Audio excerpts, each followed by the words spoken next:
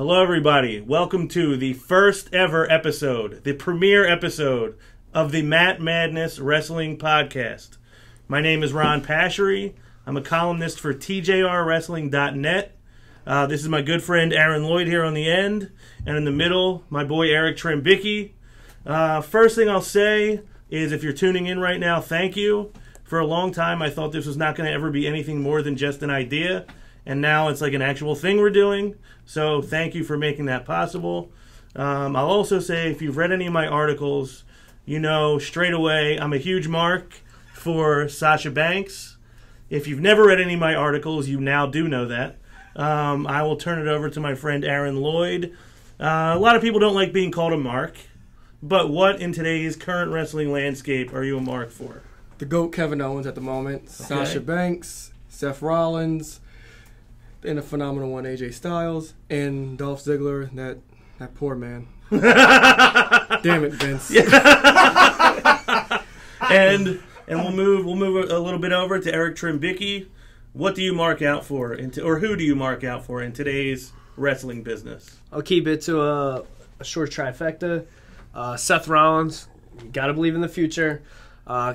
Aaron hit it right on the head. Kevin Owens, man's a monster. Man's phenomenally talented. He's good on the mic. He's all around. He's perfect.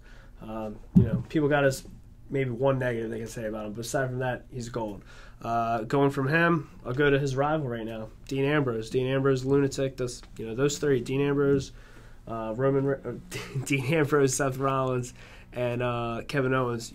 Those three, you got a great product coming. So you are part of the lunatic fringe, then. We can put that on record. That you're part of it. Okay. So other than Sasha Banks, she's not the only one I mark out for.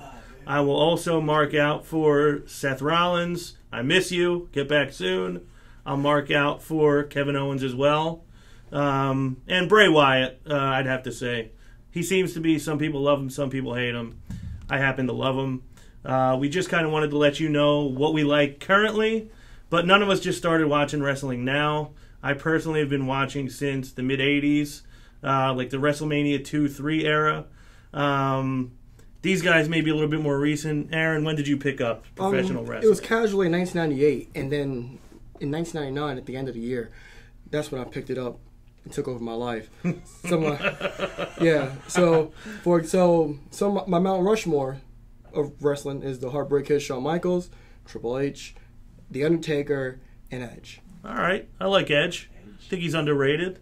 How about you? When did you pick up wrestling? Going off what Aaron's going with a top four, I mean, I picked up on wrestling, I'd say January 98. I believe that was the first Rumble Stone Cold Steve Austin won, which Stone Cold, I would say, is the biggest name in professional wrestling of all time. The greatest in-ring performer of all time would be my number 2. That would be Heartbreak Kid Shawn Michaels. Number 3 would be... it's got to be Mick Foley. Number 4, I would say, just thinking currently, I took a hiatus from wrestling, but the best thing I've seen in the last 4 or 5 years would be CM Punk. Who? Phil Brooks.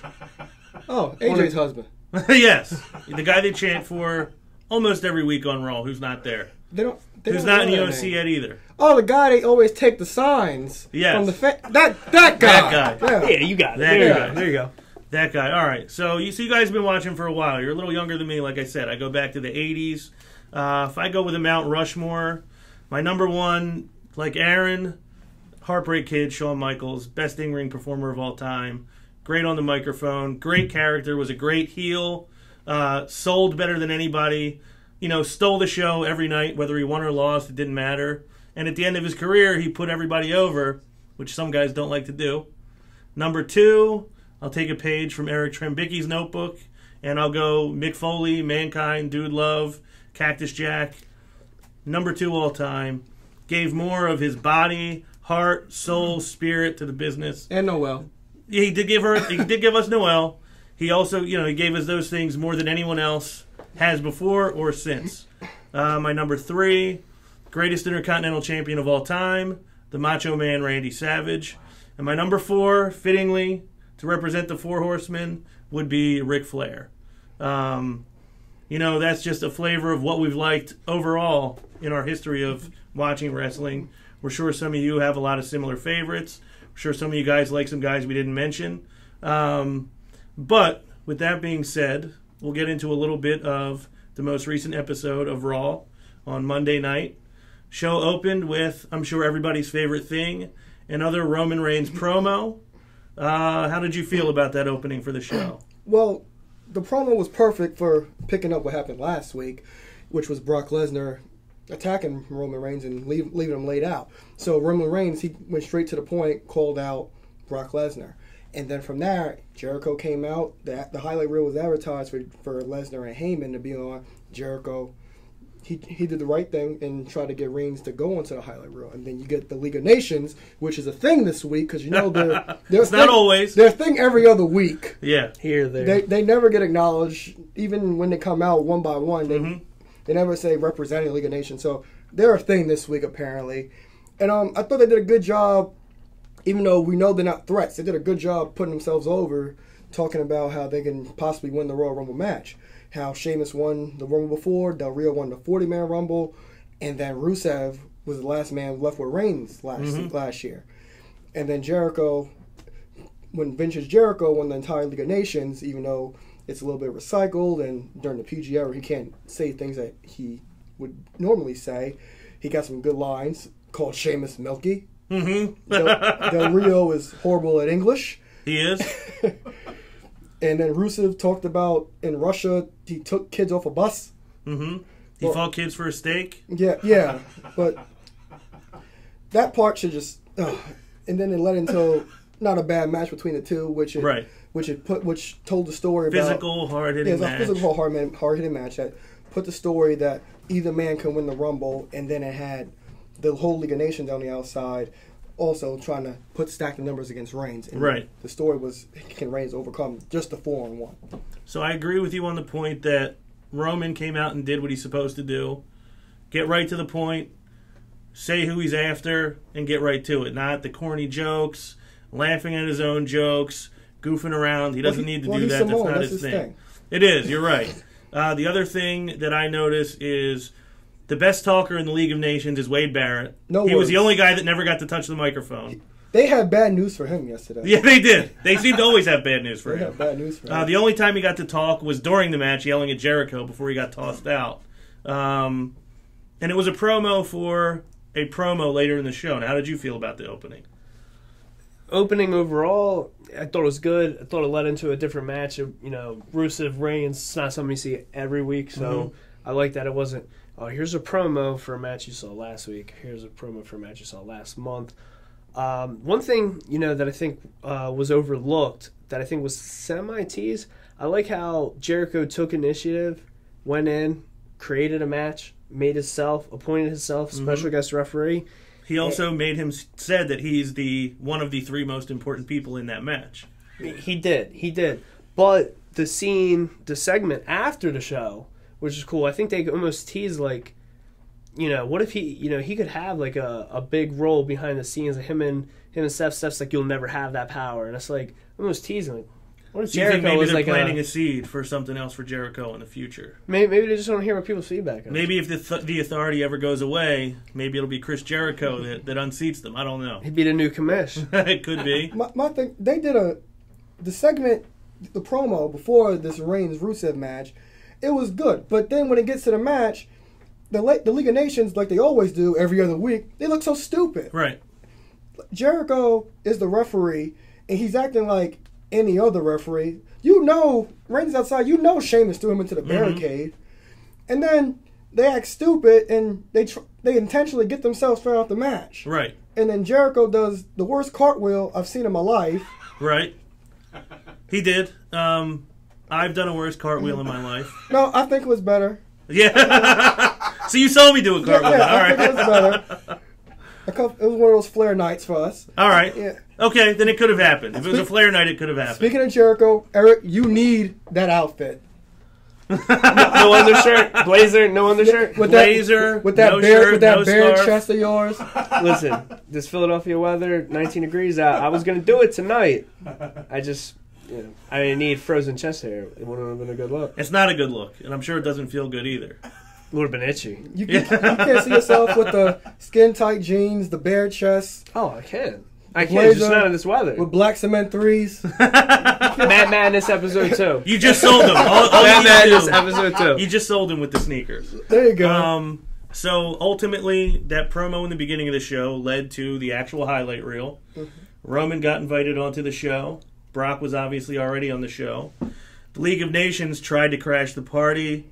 Jericho shut them down, saying he wants to keep the show entertaining. We got a taste of Paul Heyman in the highlight reel, which is always a treat, I know, always. For the three of us and probably anybody else watching. As great as everything Paul Heyman does is, I think what sold it for me, well, not sold it, but my favorite part of the whole promo was when Jericho egged him on to the point of Brock coming out. And the second Brock's music hits, Heyman just putting the hand over his face like, I can't believe you have made this happen to yourself. Sold it. I mean, it was perfect Heyman. Everybody knew exactly why he was doing it. I popped for it at home. He's gold. He's gold. He's great. But then leads to Roman, Brock having another confrontation. Leads to a few other things. Now, when they actually got to the highlight reel, which was technically the main event of the evening, do you have any thoughts on that? Did you like the way they ended the show? I did. It was a surprising ending. I did like the way they ended the show. What I did like was there's not many interactions between Reigns and Lesnar. Mm-hmm. And then there's probably only been, other than the match, this is probably the third time they've actually had a confrontation. And Reigns finally got one up on Brock, spearing him. But then here comes... Twice. Now here comes the League of Nations coming down, trying to look legitimate. But then you shock everyone. You bring up the Wyatt family, and the Wyatt family takes out Reigns, and they take out Lesnar. At a certain point, I thought that after they beat him down, I thought that when Bray had them about to set up Sister Abigail, that Brock was going to just lift him up in F5 right after he kissed him on his forehead. Mm-hmm. But a great booking move by letting Bray Wyatt and the family get one over, and they could look legitimate in the Rumble match. Yeah, and I think that's what they needed to do. Like, Bray as a heel doesn't have to look like the strongest guy all the time. But when he's big, the three guys behind him are big, and they are a family. They should be intimidating. They should be threatening. They should make it difficult for anybody to get through Bray Wyatt. And I think that was one of the first times you truly saw them as... like, we own this right now. Yeah. We just took out the two guys. And that's how the Wyatt family should have always been booked. Now, where do you stand on Bray Wyatt and the Wyatt family? I'm becoming more of a fan on Bray's overall skills, his overall performance, week in and week out. I think backtrack a year ago, I think it was going into the Rumble 2015. That's when I was starting to see, his mic skills are getting better. His in-ring work is getting better. There was just something about him initially I couldn't connect with, but he's a great heel. He's a good heel. Now, it may not have been you. It may have been somebody else. Was it you that sort of soured on him a little bit because he was getting compared to Foley a lot? 100% me. So that was you. That was me, 100%. So you compare a guy to Mick Foley, and that's a lot to live up to. 100% to me. You can't compare somebody to Mick Foley. It's not just that. And again, I didn't know a lot about Husky Harris prior. Mm-hmm. However, he didn't have a past career kind of like what Foley had before he was Mankind. Yeah, he had done a lot. People weren't comparing him necessarily to Foley. Everyone was comparing him to Mankind. Right. So it's like Mankind was already developed. Like, he's already a character. Mm-hmm. He already was a legend as another name prior. And then you got this guy that's getting developed, and he does a couple good vignettes, and he's got this scary vibe about him, and he's hideous. And they want to give that, this is the modern day Foley. Mm-hmm. It's just...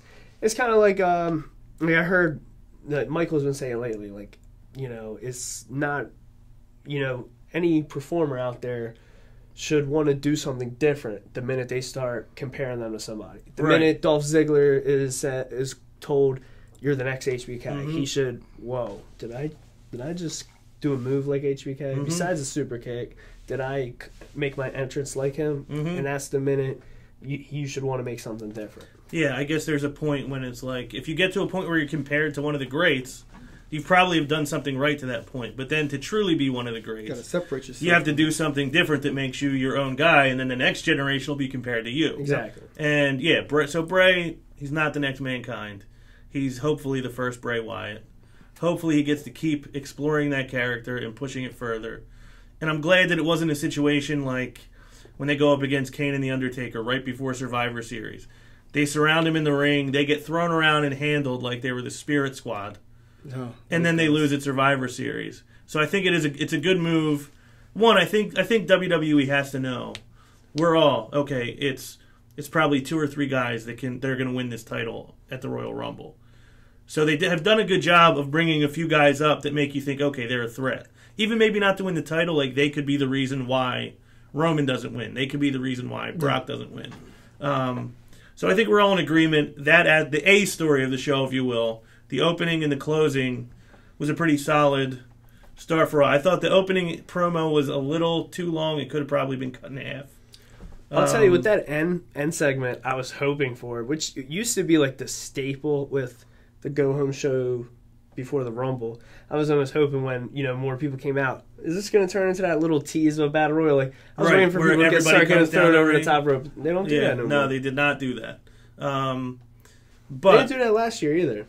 Did they? They didn't? They didn't? No. Oh, I don't remember. I don't remember either. I feel like they haven't done it for like a couple years. I feel like, there's a lot of stuff just before the Rumble and around the Rumble that I don't remember as clearly as I probably should, because of the fact that we were all at the Royal Rumble. This is true. But okay, so we're all pretty much in agreement. They did a good job of setting up kind of the main players for the Royal Rumble on Raw this past week. Maybe what you'd consider a B story would be there was a little bit of Divas action, not a lot, but we got the return of Natty, who we hadn't seen in a long time.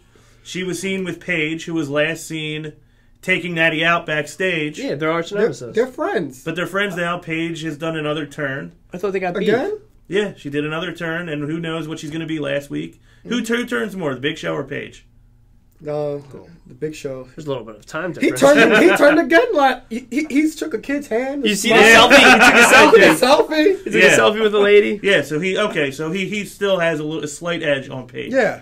Outside of that match, which I believe we discussed, this was just nothing more than a commercial for Total Divas. Total Divas. That's all they talked about. Yeah, 2-minute match. Bree tried to get over with Brian stuff, which I hate. Doesn't happen. Did she do the headbutt yet? Not yet. No. She ain't earning my respect till she's dropping that headbutt. Yeah, she just the closest thing she does is the missile drop kick off the top rope. But the S kicks. Oh, and she does her scream when she does her. Yeah, the Bree mode. I could do without that too. And she didn't get a jaw wrench. And Ron, you got to hear your favorite song. I did. Yes, I did. Another Divas action. We got Becky Lynch against the rarely seen in singles action Tamina. No Sasha Banks escorting Team Bad to the ring. Where's Sasha? Who knows when she's going to be back? I've heard February.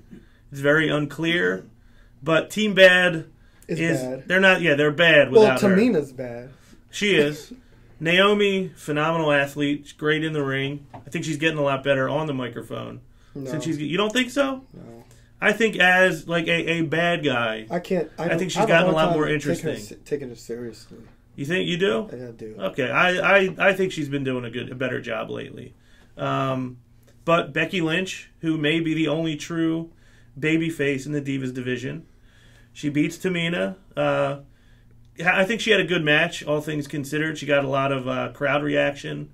Those leg drops she was doing were pretty decent. The leg drops are nice. I like that, the run and drop. I like around different rope. Yeah, I like the top rope transition into the disarmor.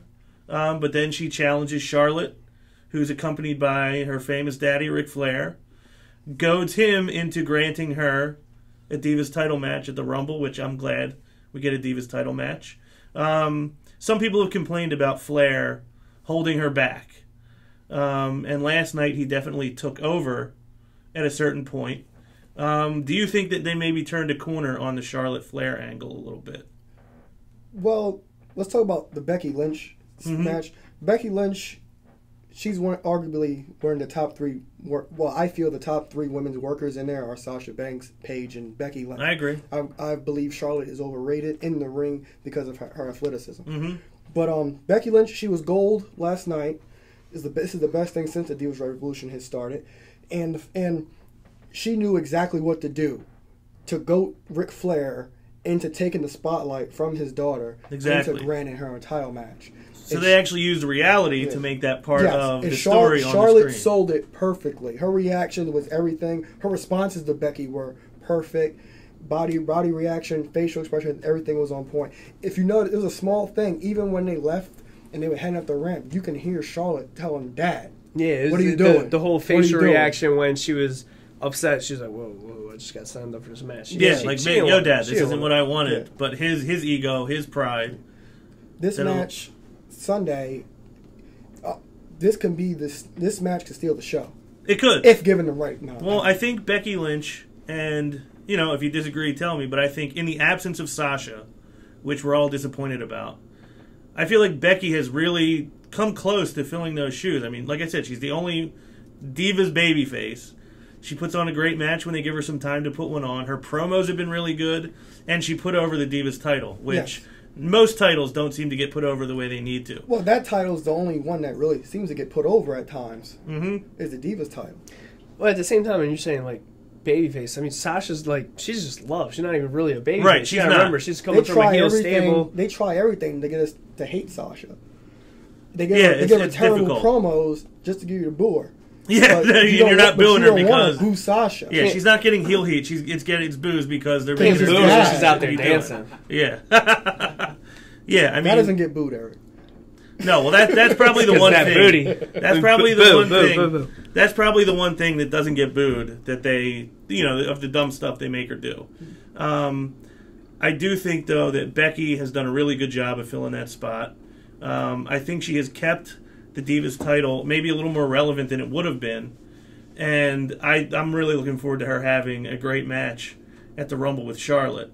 And I think that bodes well for the Divas division. They get a title match on one of the most prominent pay-per-views of the year, hopefully a big audience. And, I think every title's being defended, which is a good thing. Definitely a good thing. Now, transitioning from the Divas, we have the Intercontinental feud, which I know you're a huge fan of, and I know you are as well, of Dean Ambrose against Kevin Owens. I'll first be vocal and match what you said. The Intercontinental title match is what I believe is definitely going to steal the show. I mean... So last man standing Intercontinental Championship. First time ever. First time ever. First time ever. It's a double whammy. So your money's on that being the match that steals the show. Two of my favorite stars right now. You got them in a... I don't want to say unsanctioned match, but there are no rules. Right. So I'm getting a hardcore match where you got to beat someone down, and the Rumble's my favorite event of the year. Yeah, and one thing to add, this isn't just a regular last man standing match. This is for the Intercontinental title. Right. And never before has the Intercontinental title been defended. You have to beat somebody to a 10 count to win the Intercontinental title. Right. Not the world title, the Intercontinental title. So that's putting more prestige to that belt. Which is good, because it needs it. For a lot of years, there was no prestige to it. Yes. I mean, there was a time, that is the belt for, the wrestling purist. Yes. Yeah. Typically, just the most the famous worker's guy. belt. Exactly. The most famous guy gets the world title, but the guy who's the best in the ring, the guy, that's the guy who typically carries the Intercontinental title. Yes. And while a lot of great workers have held the title, they just haven't gotten to do much with it. Yes. And I think this could be a good launch point for...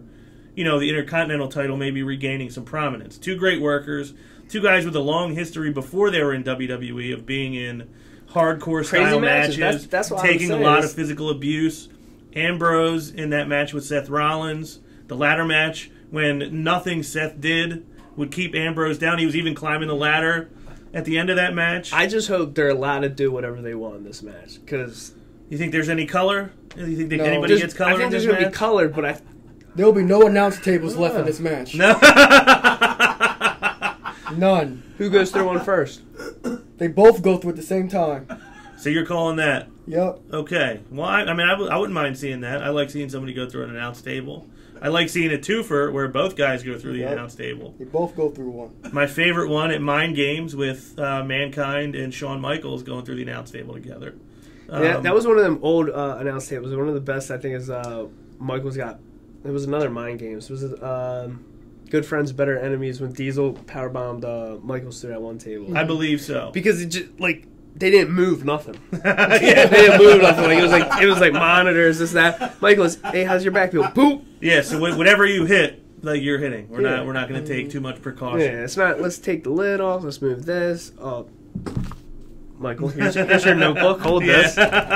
You're up. You're down. Yeah, so the another thing I believe we all like about this Intercontinental title feud is both guys have been getting time at the commentary table to kind of put themselves over, build the feud, build the match, and Build again, the character. Yeah, and raise the stakes for the title. Owens is goat on. Both guys Yeah. are great Go. on the microphone and in commentary. Owens, with his berating of Michael, his berating of Byron. Byron's just a little too much of a nerd. Mm-hmm. He's been doing that since day one of him. But it's always been gold. Yeah, it's been a well-built feud. That's another match that I think it could steal the show as well. Great match, two great performers, and I don't know if we'll see a title change or not. We will, but but I do know that will be a great match. It'll be a match people are talking about the next day, and it might be an early candidate for match of the year, similar to the World Heavyweight Championship match at last year's Rumble. I mean, it was the first big match of the year, and it kind of stood the test. Everyone of time says the entire if it's year. if it's not your match of the year, if that's not your match of the year for last year, it's in your top 3. Right, exactly. Now, one last thing, maybe from Raw, is the New Day holding their. Are you going to be okay? Moment of silence for Francesca. They held a memorial service for Francesca. I don't know if we'll see another trombone with the New Day again. I missed Francesca. You know what I can see? Xavier's going to make a switch to a harmonica. You see him just going a whole new instrument. Harmonica. Okay, well, speaking of Xavier... Is Big E going to eat it? He might. Well, he can't get the pitch pipe. He can't get a pitch pipe to work. The kazoo? Yeah. Does that mean he's going to eat it? Yeah. Our own resident Big E Langston over here. But speaking of the New Day and Xavier specifically, he doesn't get a chance to do much in the ring. He pretty much is almost exclusively on the microphone and the trombone. Well, he's gold. He is. He's gold. And I quote, Mm-hmm. the great Xavier Woods. What are you doing to Jericho? Eat hella Chipotle and poop in Jericho bathroom. Which is a great line. Gold. He referred to Jay-Z as a great American great American poet. Also, awesome. which he is. He called it. He called it what it is. Jay-Z is a great American poet, but Xavier to me, and I've only made this comparison once before, and the person thought I was crazy. But I look at Xavier Woods like he is a kind of a young Paul Heyman, in that he can get under your skin. Whoever he's out there with is irritated to no end by him. People love to see him get thrown through a table, and when he's at ringside, he's always in character, always working. You see Heyman out there for a Lesnar match. He's always, into the 1-2 count. He's always, wiping the sweat off his head. Scream. Or, Scream. the oh my God face when Brock... The lost art. It is, and not enough people do it. But I think Xavier, he's a brilliant guy. So what you're saying is his trombone was a young Paul Heyman's... Cell phone? Cell phone. Yes, exactly. There you go. That's a great comparison. See, I should have used that myself. And I think his James Brown hair was the Paul Heyman ponytail through the baseball cap. That's the look Eric was going for today. Yeah, well, the New Day's great. I think we'll all agree to that. We were at the Rumble last year when people didn't think they were so great. Boot up the building. Yeah. Aaron and I were at NXT TakeOver Brooklyn, where the New Day was not even on the show or in the building, but there were New Day chants throughout the day. That one guy was cutting New Day promos in the line. I gotta post that on the page. Yeah, you do. I still have it. Every chant, well, I wouldn't say everyone, but a lot of chants throughout the night were in the tone of the New Day chant. Mm-hmm. They're madness. So the New Day. I think there's sometimes when they're in a little bit of danger of being too silly and non-threatening. Right before he whose name shall not be mentioned, John Cena, went out to film his TV show. We have a swear jar. We on do. the show. and I put the first $1 in there. John Cena counts as a swear. He's going to buy Eric a spinner belt. He is going to get a spinner belt, I think. But he wants it because of Punk, not. No, we're going to make sure we put Cena on it. Yeah, we should. We should buy him a spinner belt, a Cena spinner belt. Would you accept it? Yeah, I could just take the nameplate off. All right. Well, I'll accept it. Well, that just blew up in our face. Yeah. But the New Day, John Cena, that's my second $1 in the jar, but he said that they needed to be more serious. And Ziggler came out to take the U.S. Open title challenge, and the New Day drags him out of the back, his lifeless body out of the back, and Xavier, as only he could, says, "Is this serious enough for you?" Almost like a villainy like the Joker. It was gold. It was. You know what? And they left all those guys. Yeah, and they left all those guys laying in the ring when the match was over, and then they kind of just never went back to that. And the Dudleys. It was 3 of them standing and 4 of them down. Mm-hmm.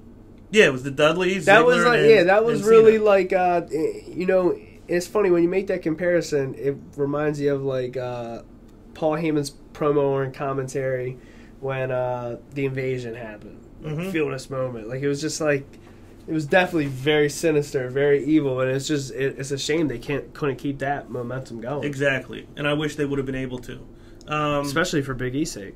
Oh yeah, especially I'm sorry about that. But Xavier puts Big E over quite a bit as the muscle of the group. Oh yeah, he always has Xavier. He always has Big E stand in for him when he actually has to play. He'll get you excited. I'm ready to go. Let's you want me? It's. Well, I gotta defend the podcast. Yeah, you do have to defend the podcast from outside intruders. Last thing on Raw. This was obviously the go-home show for the Royal Rumble pay-per-view. They build up the League of Nations a little bit. They build up the Wyatts a lot. Roman got to get over on Brock a little bit for once. Do you think they did a good job of setting up the Royal Rumble? Yeah, they did. They had people that we know they're not going to win, but they made people believe that these guys can win. They made an argument that the entire League of Nations can win. Right. They made an argument that Bray Wyatt can win because he has the family. They made an argument that Roman Reigns can beat Brock Lesnar down. Right. So they made a perfect argument against it. So we'll see Sunday what happens. Right. Now, Eric, as far as the setup for the Royal Rumble, did Raw do its job on Monday night? Exactly. They left it with a perfect mysterious vibe. You saw Brock get beat down, which is rare. The show ends with him down. Roman looks strong against him. No one was thinking about Bray attacking Brock. We got to see that. And everyone's also wondering where Jericho went because he could have just came out and threw everyone over the top rope. So, I'm still waiting for him to just come in. Right. Well, eventually he is going to be in there. So, again, that's the last thing about Raw. We're going to transition a little bit into the Royal Rumble. But real quick, just want to give a shout-out to our very first gracious sponsor, local Philadelphia area author, Dennis McGee. His great book, Covered in Delco. It's probably going to be in movie theaters relatively soon. It's a book about a group of high school seniors in the 1990s, an era I'm very familiar with. I went to high school during that time. These guys were definitely not in high school during the 1990s. But it's about growing up during that time. It's about the decisions you make that may take you down a road you're not quite ready to go down and the consequences of those decisions. This book is available on Amazon.com and also through the Barnes & Noble website. So pick it up while you have a chance. Like I said, it's going to be a hit movie one day soon. So thank you again, Dennis McGee, for being a gracious sponsor of our show. Now, the Royal Rumble pay-per-view this Sunday. We're going to do a little, prediction on each match. We have 5 matches that have been announced so far. I don't know if they're going to add any more, but there's kind of nothing we can do about that right now. We have the first match, New Day versus the Usos for the tag team title. We have Charlotte with her daddy, Ric Flair, against Becky Lynch for the Divas title. We have Alberto Del Rio against Kalisto for the U.S. title. Dean Ambrose, as we mentioned, defending his Intercontinental title against Kevin Owens. And the main event, obviously, the Royal Rumble match for the first time ever. The champion is defending the WWE World Heavyweight Championship against 29 other men. So we will start with our tag team title, New Day and the Usos. We all love the New Day. I believe we all want to see them hold those copper penny tag titles as long as possible. The phone posit? Yeah. What do we see? Do we see a title change in the tag team title match at the Royal Rumble? I don't think so. I think the New Day retains. Honestly, have you heard the Usos' reaction? They get booed now. Yeah. And I don't see any reason to take the belts off the New Day until a certain team comes. Right. Well, yeah, they're kind of better for that belt than anybody else is going to be. I'm going to agree with that. New Day's got to keep the belts. I mean, you figure, if I'm correct, Rumble last year was their first pay-per-view. They formed before the Rumble, but they got to retain those belts there. It doesn't make no sense to take them off, or at least to the Usos. No knock to them. Yeah, no, there's to be no credibility to take the They're belt. not doing anything for the tag title by holding them again. Yeah. I mean, so I'm in agreement. I'm going to go ahead and predict, on a limb, that the New Day beat the Usos, retain the tag team titles on Sunday, and hopefully we get to see them defend them again, at the next two pay-per-views. Second match, Divas title, Charlotte against Becky Lynch. So Becky Lynch is the one out of the four horsewomen who didn't get a run with the NXT Women's title. Does she get a shot at getting a run with the WWE Divas title? Not now. It's not her time yet. She's going to job out. So you think Charlotte definitely... Charlotte retains. Aaron? I think Charlotte retains as well, but I think this feud's on lead into Fastlane. We could probably see maybe somebody inserted like Paige, and then that could lead you into WrestleMania time when Sasha Banks can take the spotlight. Okay, I mean, I could see that. I think Charlotte's going to win.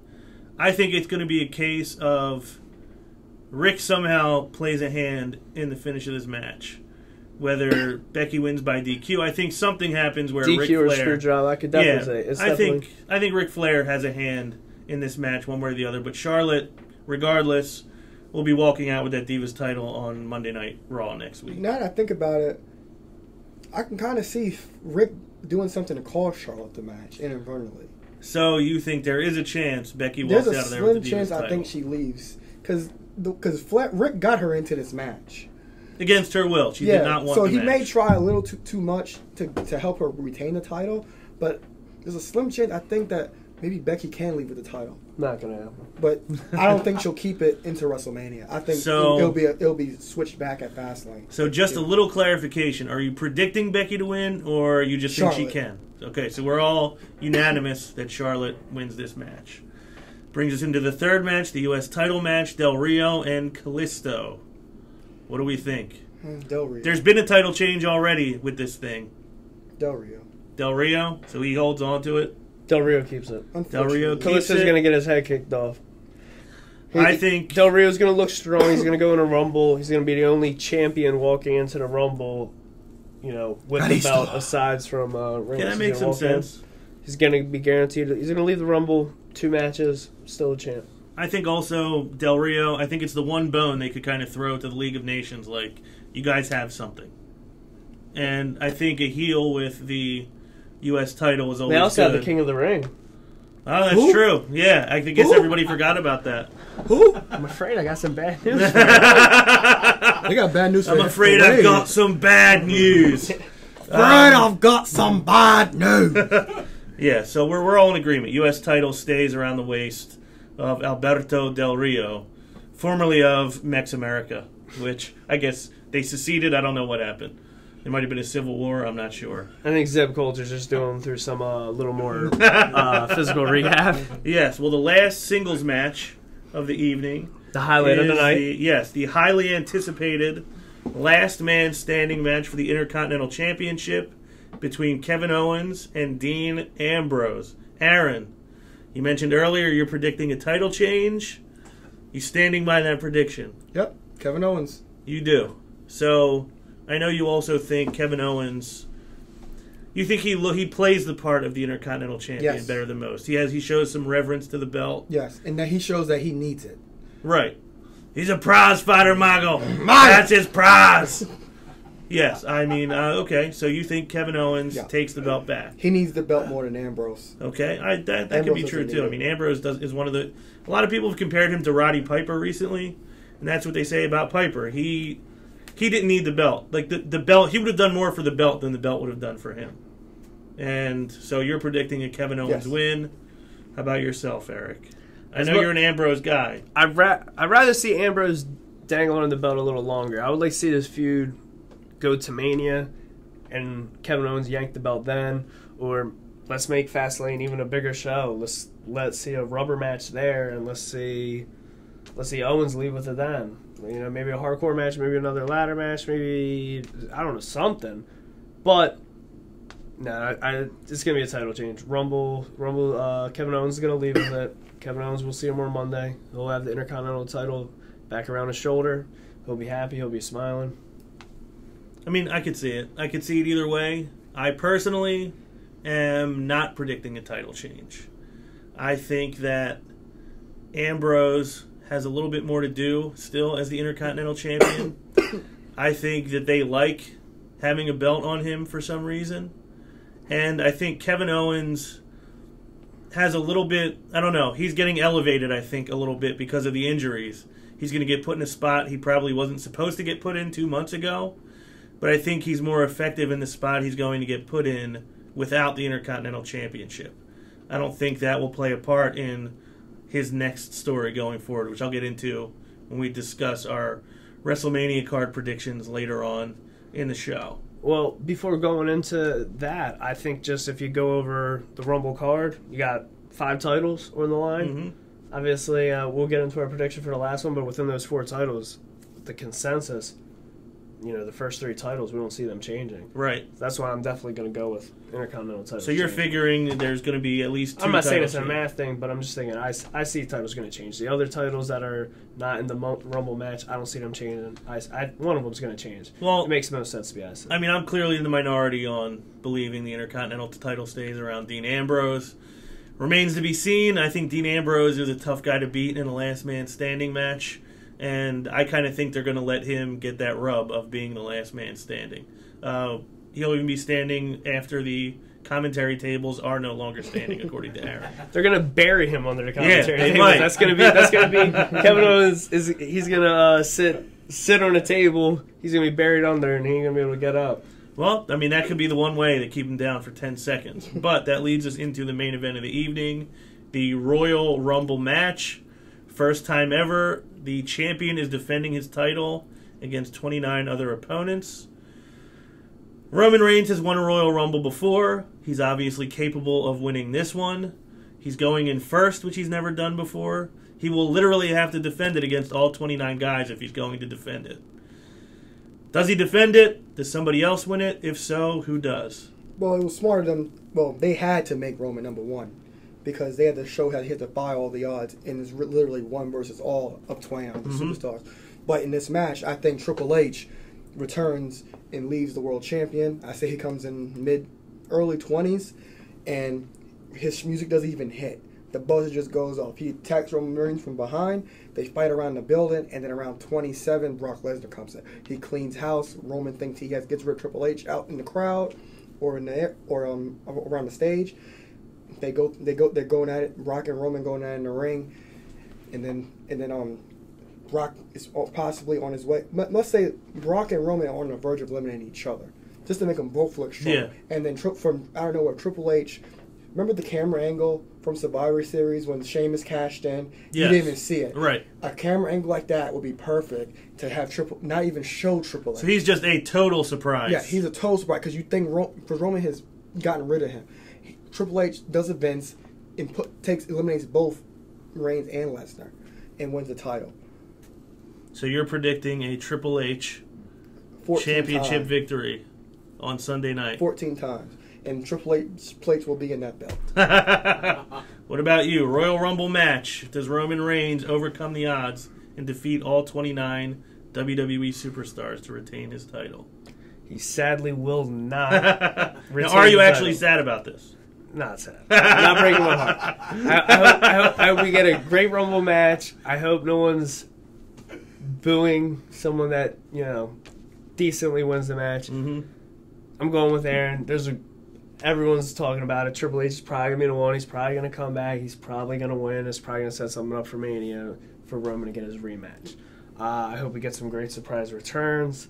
I think the best thing they can do for this match, obviously no one's going to listen to what I'm saying here or in this podcast less than a week before the Rumble happens, but the best thing they can do is put Brock Lesnar in there at number 2. Put Roman number 1, Brock number 2. You're going to put Roman against everyone, put Brock against everyone, let them fight each other the whole time. You get them in there for less than 2 minutes brawling, then you have someone else come. Put someone Big Show, Mark Henry, let them rip them apart, and just let the matches go. It could just evolve. It's going to be something good. Oh. So you like the idea of, to steal a word from JR, a slobber knocker to open the Royal Rumble? Oh, yeah. And remember, the next night, after the Rumble, Raw's in Miami. That's true. So after Triple H wins, I expect somebody to be there. Not somebody who hails from South Beach. Yep. Not a former Miami Hurricane. Get a CFL guy. Not the highest grossing box office star of 2015. Dwayne The Rock Johnson. Dwayne. You do see Dwayne showing Dwayne will up. be there.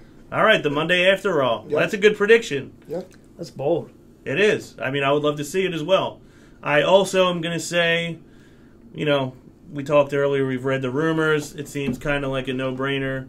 Triple H, Roman Reigns going forward. So I'm also going to go ahead and predict that Triple H walks out the 14-time World Heavyweight Champion on Sunday night after the Royal Rumble match has concluded. So that's the Royal Rumble, preview. Do you think that, like the past 2 Royal Rumbles, a cascade of boos hovers down upon the arena after the match has ended? You're going to get boos. I mean, if our prediction's right, if it's Triple H that wins, we're going to get boos. He's a heel, but he's a good heel. It'll be all heel heat. The difference is, last year it was Roman Reigns who wasn't supposed to get that heel heat. He was getting it. Right. It's a completely different scenario. Yeah, even with Dwayne out there with him, he was still getting it. Yeah, but they booked in the year before that. Batista was there. They didn't book him as a heel. They booked him. You were supposed to love him. You're supposed to be happy. It was back. It was a guy you're supposed to love. The problem with that was they brought him back a week before the Rumble. He wasn't even back a month before the Rumble. He was back the week before. That Monday. Yeah, that's true. And then last year with Reigns, there was no star power in that match. Reigns and Daniel Bryan, and everybody wanted Daniel Bryan. And then you leave him in there with the Big Show and Kane. Yeah, there was no winning at that point. If it was Reigns and Bryan, would he get booed? Yeah, but it wouldn't be to that degree. Because people would have still believed that Daniel Bryan would win. You see Kane and Big Show the last 4, you're not going to think Kane and Big Show's going to win the Royal Rumble. So maybe a better question then. One-word answer, yes or no, both of you guys. Is cancel the WWE Network trending on Twitter after the Royal Rumble tomorrow night? No. All right, we're in agreement. I think it's going to be a good Rumble match. I think it's going to be a better Royal Rumble than the last 2. I think we're all in agreement on that as well. I guess the last order of business is, I know Aaron wanted to do a quick rundown of a prediction for a WrestleMania card. Yes. Let's hear what you got. All right. Other than the Memorial Battle Royal, for the Divas title... Spoiler alert on the Battle Royal, right? We got a spoiler alert. That's obviously going to be on there. 3rd annual. Oh, yeah. Of course. Greatest match of all time. All right. For the Divas title, I have a fatal 4-way elimination match. I have Charlotte, Sasha Banks, Becky Lynch, and Paige. For the tag titles, I also have a fatal 4-way, but this may be on the pre-show, I think, because they've done that for the last 3 or 4 years. Had pre-show tag matches. There's been 3 or 4 teams. I think it's Dudley's, Usos, New Day, and Enzo and Cass, and I think Enzo and Cass finally take the belts from the New Day. They also have Finn Balor against Del Rio for the U.S. title. I have Jericho versus Ambrose, Kevin Owens and The Undertaker, Brock and Bray Wyatt, and for the world title, I have Triple H with the McMahons and Roman Reigns with The Rock for the world title. All right, now are these more what you hope to see happen, or this is more what you think is going to go down storyline-wise? Storyline-wise, because a lot of it makes sense in the progression of where they've been headed towards. Mm-hmm. Like after that Bray Wyatt beating, you beat down Brock's not letting that go. Right. And then sometime between Fastlane and now, I think they'll interact again. Okay. I mean, I could see that happening. I put together my own card just so we had more than one prediction. I have Brock and Bray Wyatt. I think they've set that up, on Raw this week. I believe Undertaker and Kevin Owens. I believe the tag team titles will be the New Day, Rusev and Barrett, the Usos and the Dudleys in a Fatal 4-Way tag title match. Divas title, I went with a standard Charlotte versus Sasha Banks. They put on great matches around this time last year in NXT for the women's title. It's the only match you ever seen on the main roster yet. I think they'll give them a shot to do it at WrestleMania this year. They tore down the house in Santa Clara last year, the day before WrestleMania, so I think they'll get a chance this year. U.S. title, I think this Kalisto Del Rio feud continues. Intercontinental Championship match, like I said, I think Ambrose is going to retain. I think it's Ambrose against Sheamus for the Intercontinental Championship. Gives the League of Nations something significant to do aside from just, defending the U.S. title, and you obviously know those two guys aren't going to win the tag titles that night. And Sheamus this Irishman loves to fight, Michael. And the World Heavyweight Championship, we're in agreement. Roman Reigns and Triple H, I think it's kind of almost a foregone conclusion at this point. Eric, anything you agree with, disagree with, anything you see happening that maybe we don't right now?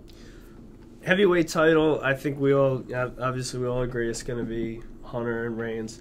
Tag titles, I mean, we got different matches. In a non-logical, just a hope. I hope Dudley Boys are in the match. I hope Dudley Boys win the titles. I think Mania's the show. They should have put the titles on them a couple months ago, in my opinion. They had a couple of chances. I think sometime between Fastlane and Mania, they need to get back in the title hunt, and they got to win them. You think they're going to get to that many?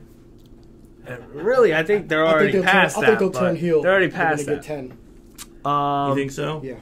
The only thing I see different, and I know you guys, I think you guys are both predicting the Taker Owens. I don't know. I see Taker going for something different. I think the only thing that would make sense, Taker's got, in my opinion, he's got a retirement match this year. Mania should be his retirement match. It could be. It should. I don't know who he's going to want to give that honor to, but someone. You don't think it's Kevin Owens, though? I don't. Well, I think it's going to be a curveball. No, I mean, I could see that, too. I mean, Kevin Owens is a curveball, but I don't know. Something different, just to argue it. Okay, so, I mean, I guess maybe after Sunday's pay-per-view, there may be some changes to these cards. We may have some different ideas. Hopefully there's no more injuries that shuffle the deck even more than it's already been. I guess the last order of business, we have a couple of questions from some listeners or viewers or whatever we want to call them. I guess they could be both. Yep. On Facebook, we had Biggie Dan Johnson ask us who our favorite Rumble returns are and likely returns for this year's Royal Rumble. Well, I mean, my favorite two. First, well, this is not going in any order because the second one I'm going to say probably outweighs the first one. But Edge's return, I think that was a pretty epic return. Huge reaction from the crowd. Set up a huge storyline and had huge ramifications going forward. Edge, I still think, is one of the most underrated guys of all time.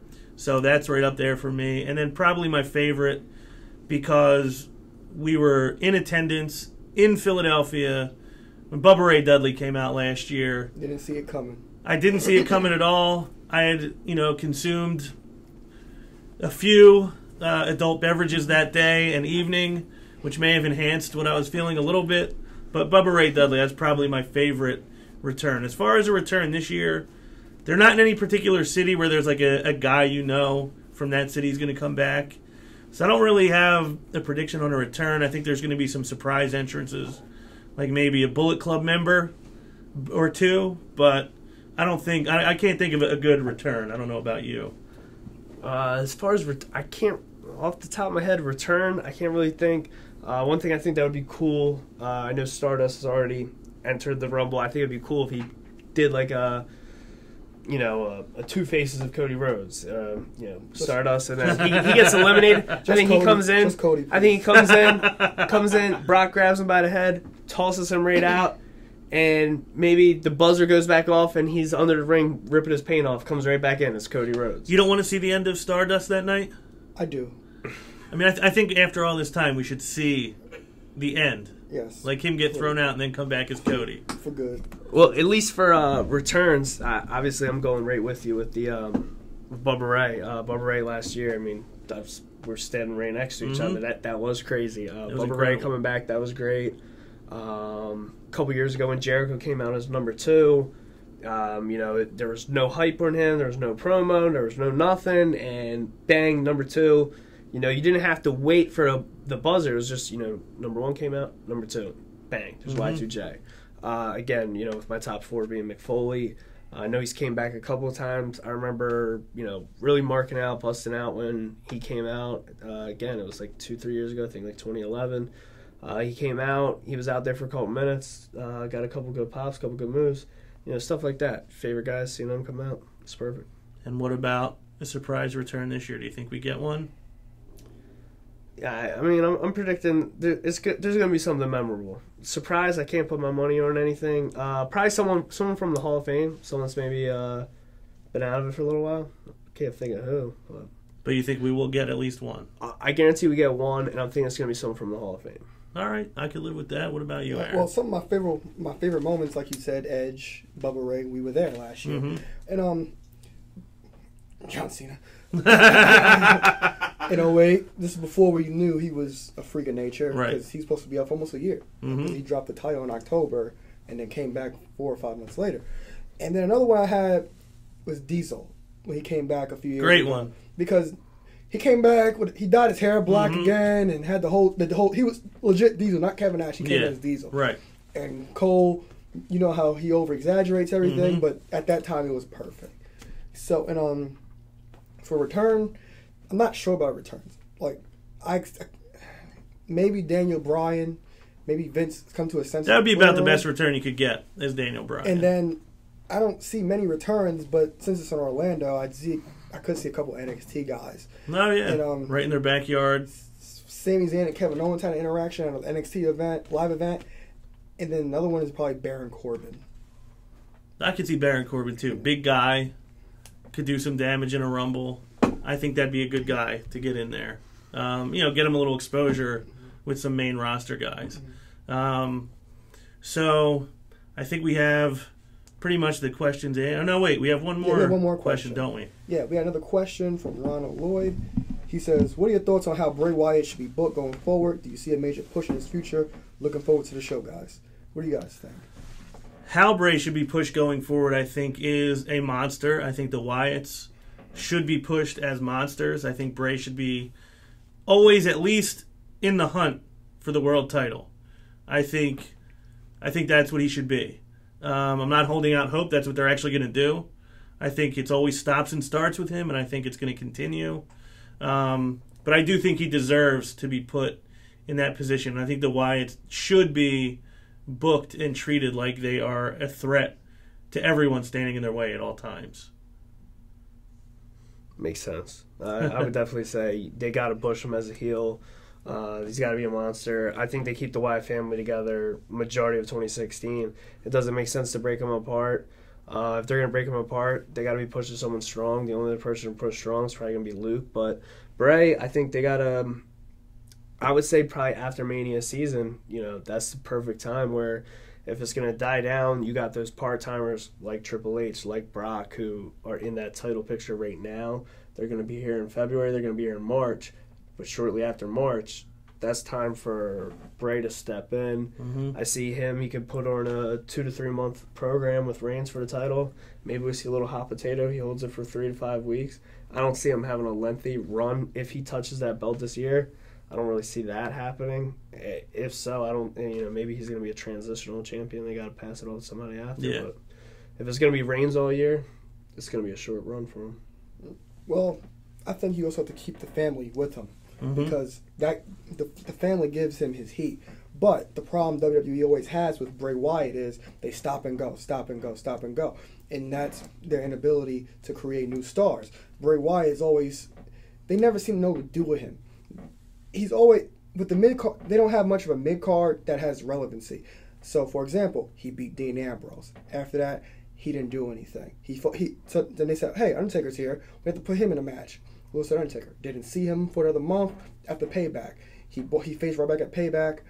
After that, you didn't see him on TV until Money in the Bank. So it's a constant stop and go because the victories he gets, they're not people that are legitimate threats. The problem they have is they need to book him in a position to beat the top mid-card guys, and that's when he can be taken seriously. Right. I do think that he can be a world champion, but until they book him as a force in beating these former world champions, and not like former world champions that they consider jobbers, like The Miz or Jack Swagger. I mean, like world champions as John Cena, Randy Orton, and who else has been a former world champion that's currently on the roster. He needs to get those victories to be seen legitimate. He can't just be a guy who every big match he's in, he loses it. Yeah. Yeah, that doesn't help anybody. Yeah. So do you see them giving him that push, or you think it's going to be more of the same?